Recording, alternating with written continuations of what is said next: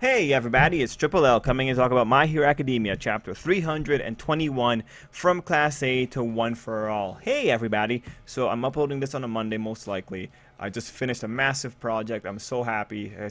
I'm liberated. I could be a member of the Liberation Army at this point.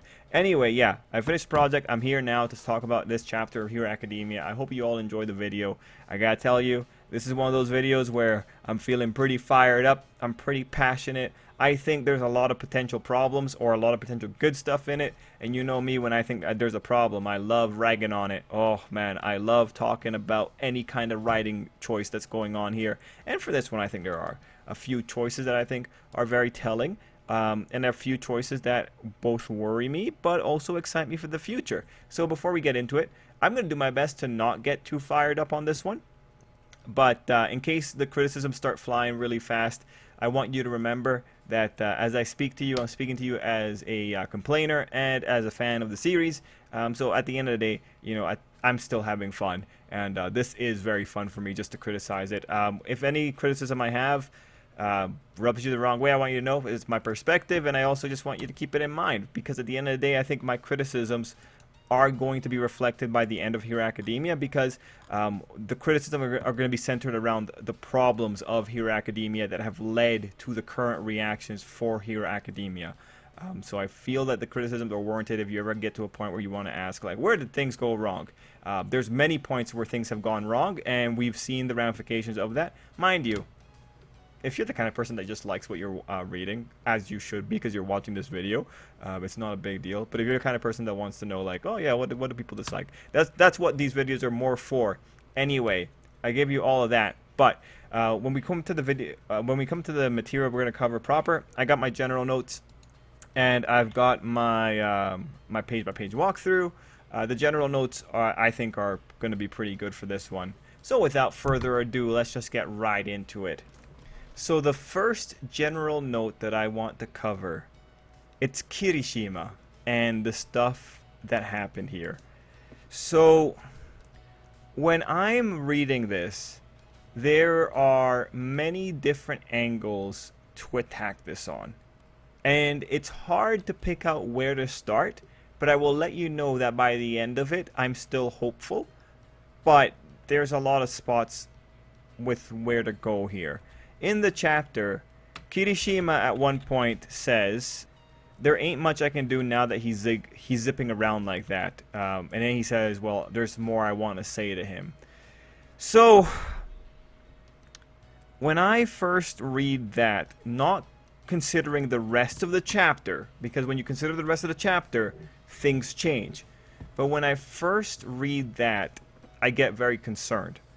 And that's because the kind of dialogue that he's having here sounds like self-aware dialogue from the writer, which makes it feel like he's acknowledging that Kirishima is not going to get the bare minimum that other people have gotten. And that scares me. The reason it scares me on that first glimpse is because Hero Academia is a series that frequently shafts characters and doesn't treat characters correctly, or doesn't give them the enough screen time, or again, bare minimums. Just to give you the examples, this arc in of itself, when you have a situation where you need to have characters repeating the idea that, hey, you know, we don't really have a lot in common, but you're still my friend. When you have that situation occurring, it's a direct ramification of characters being shafted. Further, if you want just to talk about how this is a problem in Hero Academia in general, the problem is asymmetry. The current season of Hero Academia, the one that covered joint training in of itself is a reaction to the fact that Class 1B was not well developed.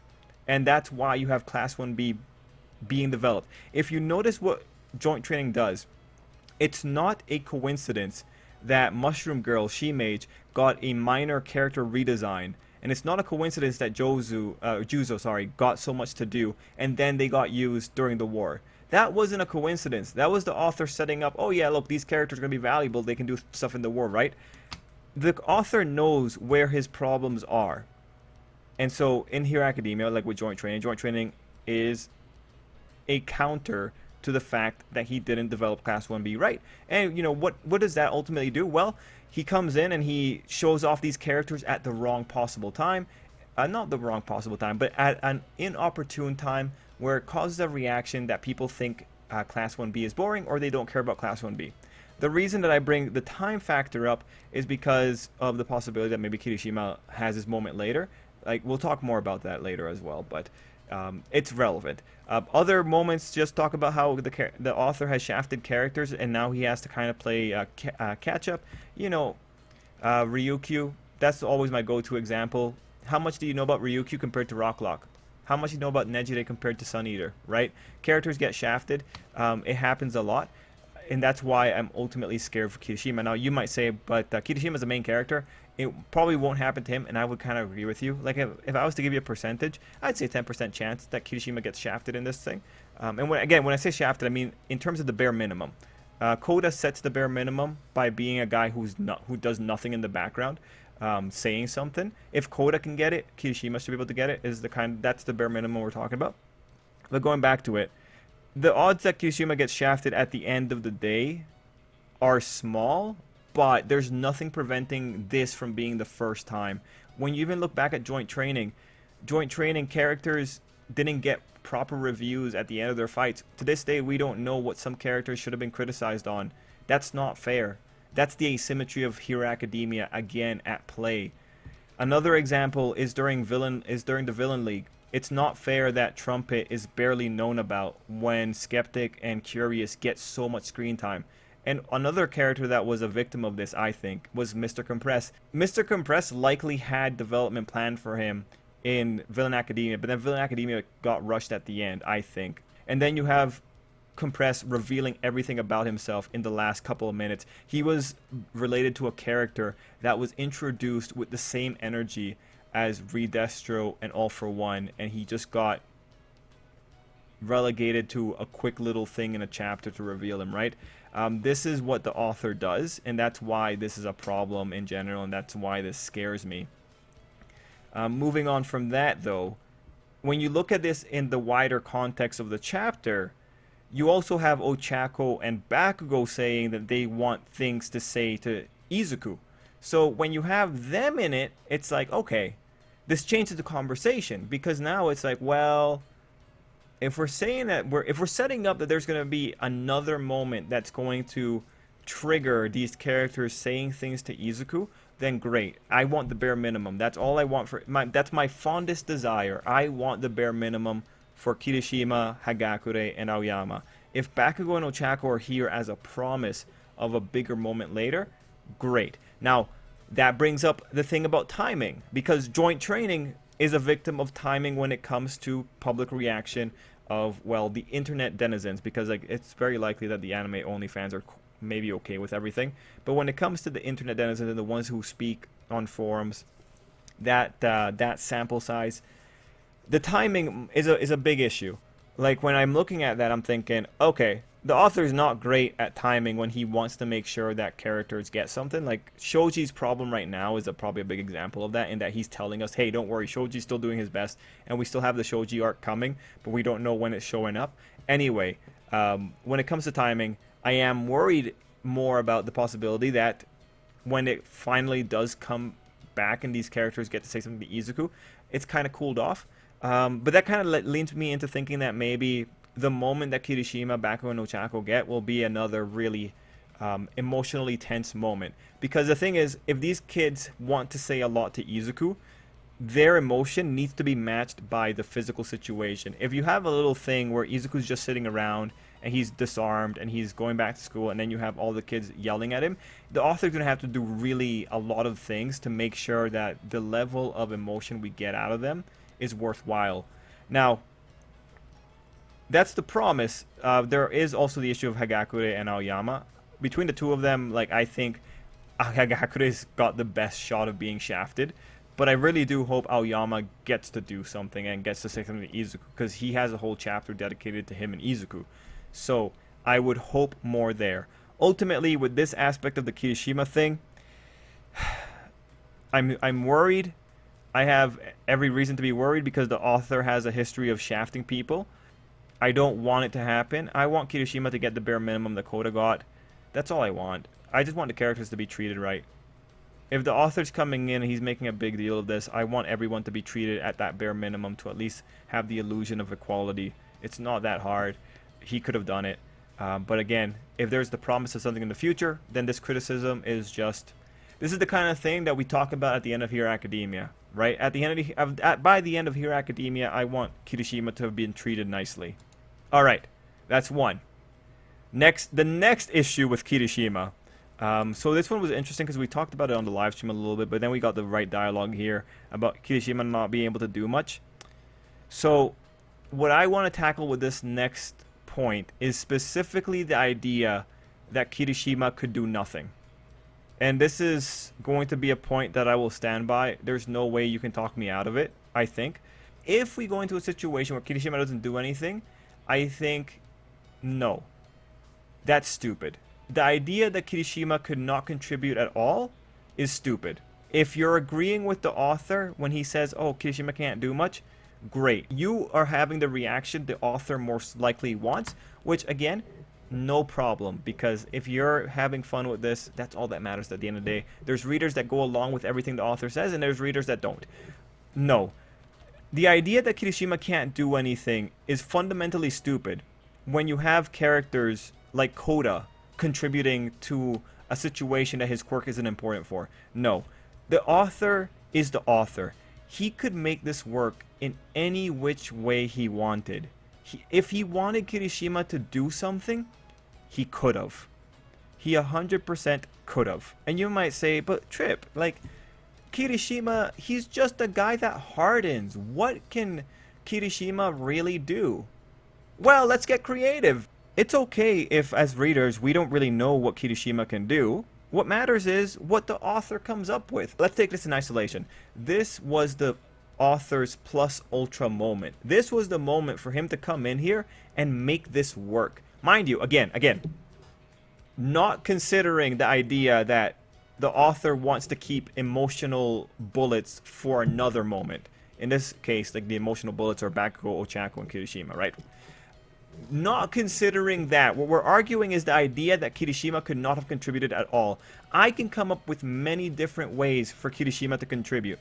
Just to give you the examples, look at what Momo did. Shoji comes in there, and Shoji's restraining Izuku for a small period of time by using insulation pads because Kaminari is there. Is there anything preventing Kirishima from going in there with some insulation and grabbing Izuku? No. Is there anything preventing Kirishima from getting outfitted with support gear from Momo just to help the situation?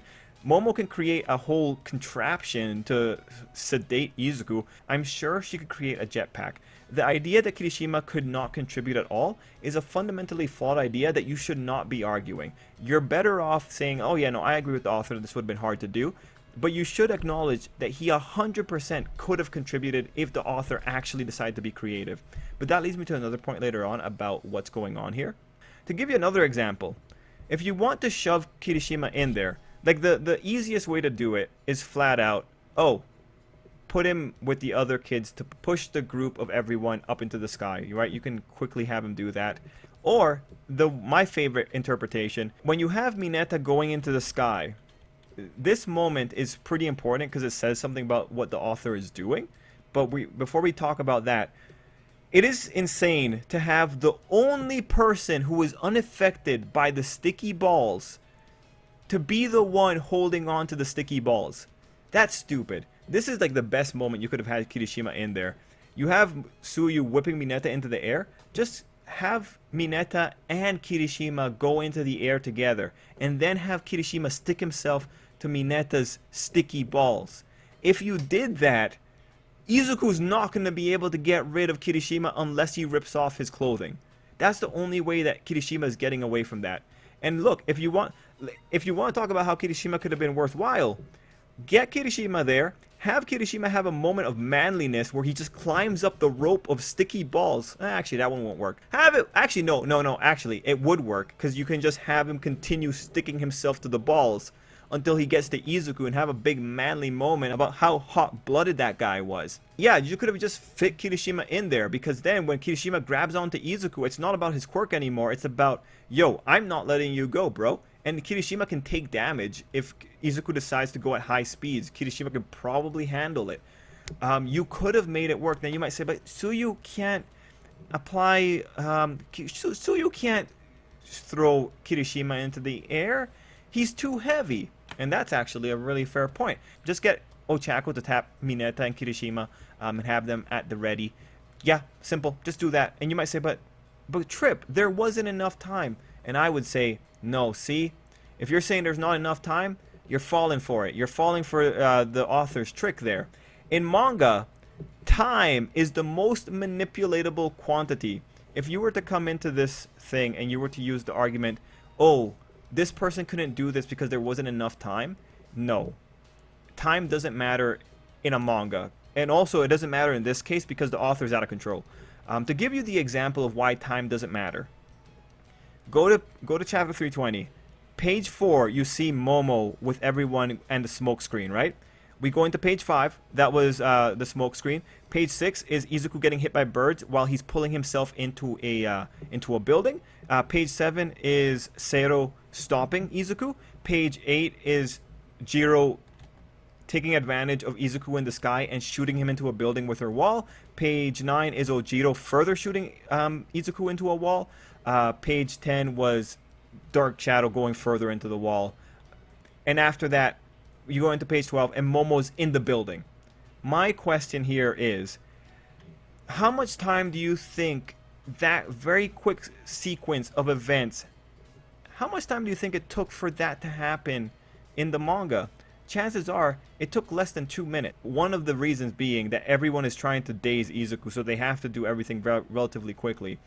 There's no way that Momo naturally gets into a multiple story building in under 2 minutes. Because even when you look at this, many people were not available. Tokoyami wasn't available, Ojiro wasn't available, Sato wasn't available. That's not even counting Shoji and Kaminari, but the point is, time doesn't matter. You don't know how Momo got there, and conceivably she couldn't have gotten there by just running up that building by herself. Someone else had to help her. So what I'm trying to say here is, a lot of things can happen off screen to further help the idea that Kirishima could have been made useful if the author wanted to make him useful. Now mind you, I think you're going to have a really harder time explaining why Hagakure couldn't be involved here, because Hagakure is a flash bomb waiting to happen. You throw her up there whenever Ojiro goes up there, and she could have flashed Izuku in the face and further dazed him. You could have done that. I think when it comes to Hagakure and Aoyama, them not being there is probably like the bigger question of why weren't they helping. Now this speaks to a bigger thing about how the author formulated the chapter, but before we go there, it is again important to note that the characters were doing something else. They were moving dictator, and what that is, that's the author covering his butt. It's actually really intelligent from the author to have Kirishima have the illusion that he was contributing to something else, because what the author is ultimately trying to do here, he's trying to make the reader say, oh yeah, author, I agree with your interpretation of the events. As long as the author has given you enough reasons for you to agree with it, it's all cool. And from that perspective, he did try. Mind you, I'm being really anal about it only because I don't trust the author when it comes to these particular kind of things. I don't trust in the promise of symmetry when it comes to the author. Now we move into the tricks that tell us what the author is doing. The tricks that are occurring here are specifically tricks to prevent Izuku from stopping before the author wants him to stop. There's two that we see. One is the misuse of certain people. Again, Mineta being the one to hold on to his rope by himself is insane. Why, when you have a guy with the stickiest substance known to man, you would send him to be the one to hold on to Izuku and not have anyone else with him is insane. The sticky balls could have worked. And another example, Momo. Momo can do so much. You could have gassed Izuku just from the get-go, but you chose not to. Instead, you chose to go about it with like the weirdest contraption we've ever seen. Now, those two, Momo and Mineta, we're looking at the aspect of the battle itself. The author is really limiting people with the incredible quantities. I guess Toru is another example of why didn't you just have Izuku go blind for a bit. But the other trick comes in this panel. This is a beautiful panel. But after Todoroki gives Izuku something amazing, what this panel does is it says Izuku is not in the right of mind. I mean, we know that because Izuku's sleep deprived, but this panel is the one that fully says it. This thing that All For One has done to Izuku, the way that Izuku has taken it, it's a curse. So when you have everyone giving Izuku good logic, Izuku's not going to listen to it. And what that ultimately does is that the author says, hey guys, yeah, it doesn't matter how correct the other people are, Izuku's not going to listen. He's not seeing things clearly.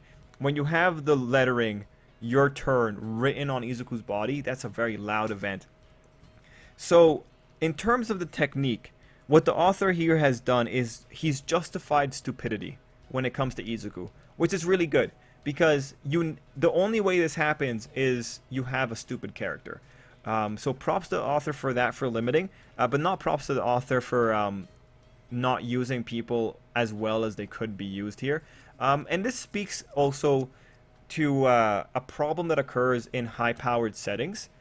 When you have high-powered settings, a lot of times you're going to have people whose powers just make situations anticlimactic. We already see a little bit of it with Hero Academia and Aizawa, although like sometimes you can say that the author's been really good at removing Aizawa from the situation, but the fact that he has to remove Aizawa from the situation is a testament to how bad of a power Aizawa is for tension.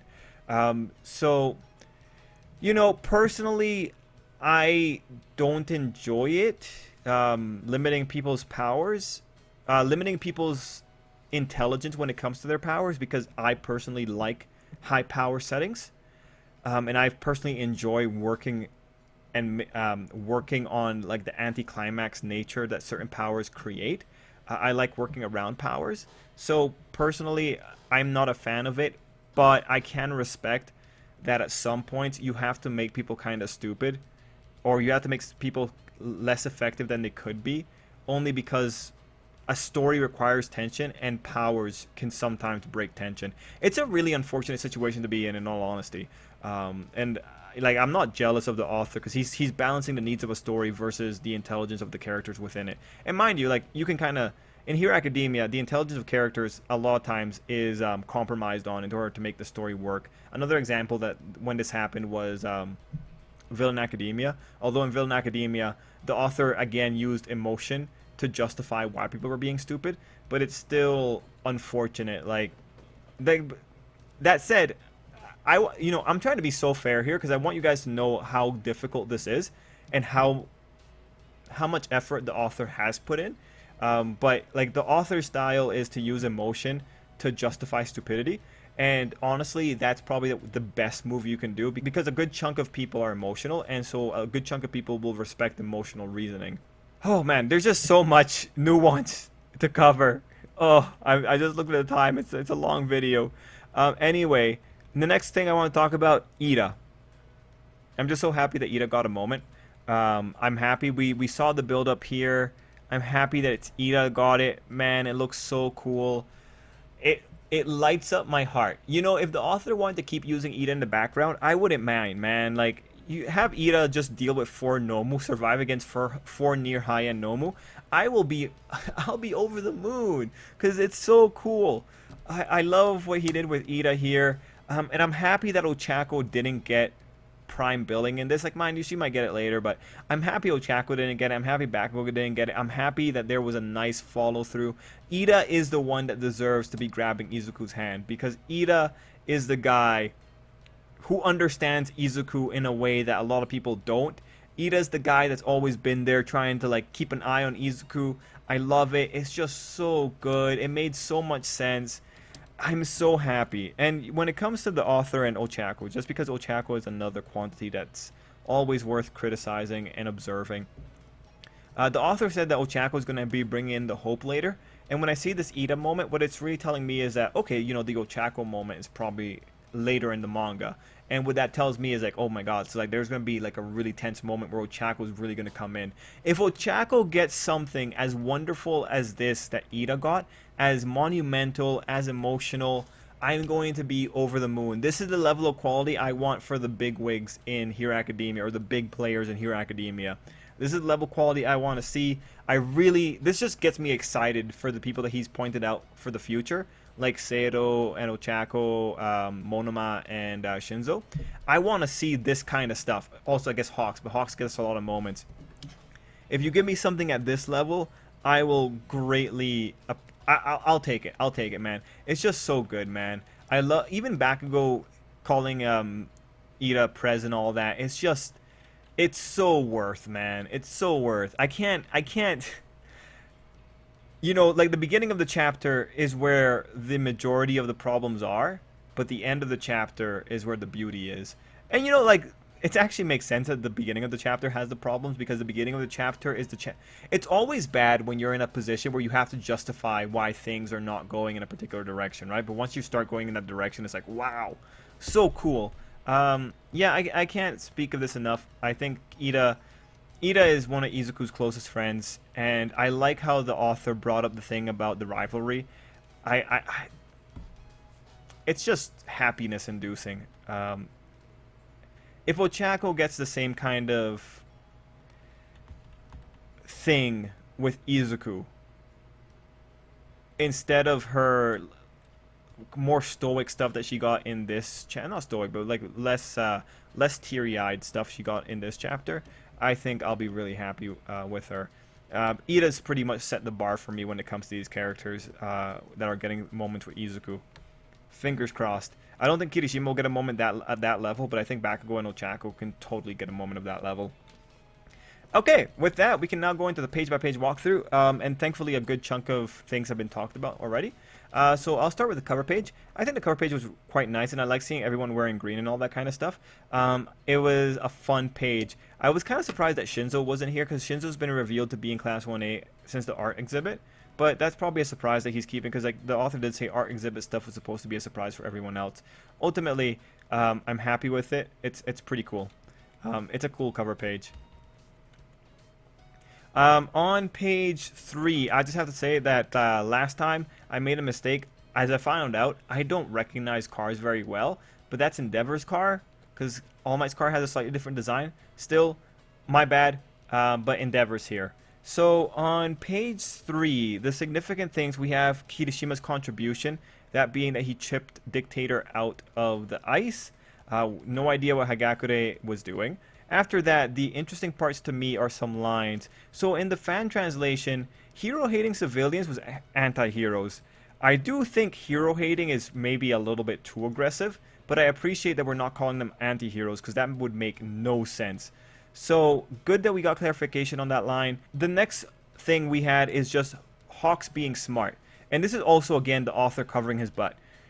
One of the simplest things you could ask is, you know, why don't we get Best Jeanist to just bind Izuku's clothing? Right? Why don't we do that? And then, you know, we find out, well, Endeavor, this is entirely like an ego thing. Like, Endeavor is giving the kids a shot. But it's important that the author address that, because that's a really good question. So thank God that this is where being self-aware about your work's weaknesses actually helps out the author. And he's probably the most self-aware author in Shonen Jump's lineup right now. So props to him. Really liked it. Mind you, that self-awareness is also what makes me scared about the Kirishima situation. Anyway, that page ended with Kirishima justifying why he couldn't go after Izuku, which we'll have a little note about that later as well. And then we go into page 4. Where Kirishima is saying that there's stuff he wants to do. And then we have Endeavor justifying why things are the way they are, with him saying, don't let anyone interfere. Still, that was really cool. It's ultimately just saying that decisions are being made on an emotional point. Now, on this page, one of my favorite pages, and again, props to the author for being self-aware, because he knows the questions that need to be asked. And Shoto comes in here like a legend. Just saying, don't you think this is what All for One wants? Yes, it is. It most likely is. He even brings up Attack on UA. Oh my gosh, this kid. Oh. And it's funny. You're either a person who thinks, now that Shoto has said it, it either guarantees an attack on Yue is happening the exact way that Shoto predicted, or it says that it's not happening, because All for One wouldn't be so predictable. I personally land on the side that, yeah, no, it's probably going to happen, because like All for One's pretty predictable. In the same way that he sent Nagant after Izuku, it's like, yeah, he's probably going to attack Yue. He's probably gonna do it. Mind you, like if you look at the Nagant situation, there's like cliff notes to how the Nagant situation ends, but it'll probably be a situation where Shoto is right that he attacks Yue, but maybe he's not sure of what exactly the end game is for that kind of thing. Regardless, Shoto comes in here like with the logic, and he continues it into page 5, and he tells Izuku it's a valid option, and it's like, yeah. You bring up that this is failing? This is so logical. Any rational person would agree that this is logical, but that brings us to the point that Izuku's not a rational person right now. I like the touch of having your turn written on Izuku's body, because that shows how psychological this is. And I also liked him remembering Shigaraki, Nana, and All Might, people who were really screwed over by All for One. Nana's grandson got turned into a weapon. All Might's a living skeleton. Yeah, I would be traumatized too, especially if I'm sleep deprived. So overall, you know, some authors don't come in here and they don't ask good questions during tense moments. But thank God that Horikoshi does. Thank God, because this is what makes Hero Academia more enjoyable. It's because the guy is exceedingly self-aware. And mind you, that comes with, again, it comes with disadvantages, because when he knows there's a weakness, he'll hand wave it. He'll, like, address it, and he'll take it off the table so you can't criticize it anymore. Which, again, you know, in terms of covering his butt, again, Horikoshi's probably the best in the game. We then go into page 6, and we had glimpses of the kids at the top, which was really interesting. Anyway, you could see that things were happening, and you had Iida saying now Uraraka, which is just showing again how much planning was going into all of this. Again, I do think that you could have shoved Kirishima into that planning somewhere, but whatever. Page 6 doesn't have anything else aside from just really good paneling. Page 7, though, is where we see Mineta, and Mineta has a really good set of lines. He specifically says, "I fell for you," and this was interesting because even in the Japanese, it's "I fell for you."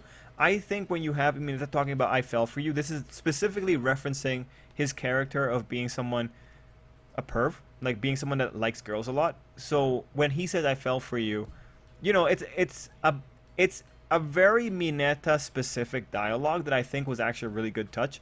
So this is probably like really good dialogue. And it makes sense that he would think about this moment with Izuku, just because this was like one of the pinnacle Izuku moments at the very beginning, which makes things really sad when like Izuku hits Mineta, again the one person unaffected by his sticky balls, hits Mineta off, and we go into page 8 where Izuku says the old me is gone, and it's like, whoa, bro, legit, seriously, you're gonna say that? You're the same guy that wants to do everything so you can go back to smiling with your friend. Are you really sure you want to say the old me is gone? No, man. No, the old you is still there. The old you is still deep inside. The reason you're doing this is because you're the old you, because you're terrified for your friends. Nah, the old you isn't gone. But, you know, like, Izuku's clearly lying. You can see it in his face. But it's still, like, that little bit of dialogue was a little bit unexpected. It kind of hit me in a weird way. Anyway, on page 8, the other important thing is that you see Izuku gearing up for Fajin. You can see that he retracted his legs. You can also see the cracking, so it's just telling you, oh yeah, he's gathering up the power. Ochako jumps in, and page 9 has Ochako flashing back to when she said, "I'm sure Bakugo will consider it disgraceful to get rescued." And you know, it's not fair to complain about Ochako because she's grown, right? That the point of that really terrible line was to show that she's grown. And yeah, I agree with her. Things are different now. Because ultimately, back then, Ochako was saying that someone's feelings matter when you're trying to save them from villains. And it's like, remember Koda? At that time, Koda, that little kid, he hated heroes. Izuku didn't care. He butt his nose in there anyway, which, you know, is fun because back during the summer camp is when you had the rhetoric about Izuku butting his nose into everything, and then you have Iida acknowledging that at the end that a hero butts his nose into everything. It's actually really funny because you would have realized that Ochako was very incorrect when she was talking about these things. When you kept in mind the butting into people's problems scenario that Izuku always did. Anyway, point is, things are different now. Ochako's grown. They're going to butt into this. They don't care about how the person who's being rescued feel. They're going to rescue them. I think good stuff overall. And I'm glad that Ochako addresses it because it's unfortunate. That line was one of the lines that set people off on thinking that Ochako was a traitor. So it's just good to see how far we've come. Anyway, on this page, Izuku does what the author does a lot of times and ignores Ochako's development and fires past her. And then we go into page 10 where we realize, oh my god, there's a giant slide. So really cool that we actually have a slide this time. Really, you know, this is a variation of the Camino strategy, which I think is another nice little reference there. It's a neat thing, and it acknowledges that Shoto has gotten better at making slides. Now there are a few little details here. Notice that there are little train tracks. I assume Momo is there, and here you can kind of see that might be Mineta coming in there. A lot of people are coming in to help in this situation. Honestly, this would have been the best situation to have the other three in there as well. Just have them kind of helping in the launching. That would have been very fair, but you didn't get that, whatever. Anyway, you have here also Mina showing that she can make really benign acid, and you had Iida being covered. So with the covering, I think that was really cool because that protects Iida from the friction. I'm not sure if it makes him aerodynamic, but it protects him from the friction for a little bit. Overall, I think that was really a neat way of using Mina. Just showing that, yeah, the author can be creative when he wants to be. Page 11, we see the launch. Shoto gets launched. We can see that Dark Shadow is helping once more, and Dark Shadow helps, I think, for the longest period of time. Ultimately, I think this is the greatest combo we've seen thus far. And on this page, to play devil's advocate, Shoto makes a comment about how they can't keep up. And you know, this is in reference to what Izuku said earlier about them not being able to keep up. I think it's important to acknowledge that the situation is nuanced. When we're talking physically, legit, people can't keep up. Like when it comes down to it, if we ever go into an Izuku versus Shigaraki fight or an Izuku versus All for One fight, I don't want the majority of these kids anywhere near Izuku. Of the people here, I'm only comfortable with Bakugo, Iida, Shoto, and maybe Dark Shadow being anywhere near Izuku when those two fights are happening. Because the rest won't be able to keep up with this kind of high-level fight. The rest should be stuck doing support or keeping other villains from interfering with the fight. Otherwise, it's like, nah, man. Nah, like, legitimately, they can't keep up. But, of course, there's many angles to this idea. And, like, when you look at what the second user is saying as well, Izuku's not going to be at 100% fighting all the time. You know, in those moments when Izuku's in the forest, in those moments when Izuku has to sleep, even just the dog persistence of staying out in the cities looking around, that's what the kids can keep up with. But when it comes down to actual fighting, no. There is some nuance here. I'm sure the kids will like talk about it. Like the author touches on it kind of as well on page 12. Overall, I think the rhetoric is interesting, and I do wish we could have seen like more debates between the kids, but you can't do that when one of the people is kind of crazy. Anyway, page 12 was a wonderful page. Yeah, I think Izuku needs more allies. Page 13 was the reveal that Iida was going in for it, and it was some great art. Page 14 and 15 was the Iida catch, and just lovely. On this page, we also have the second user just revealing what he thinks Izuku needs, that being people that can share his resolve.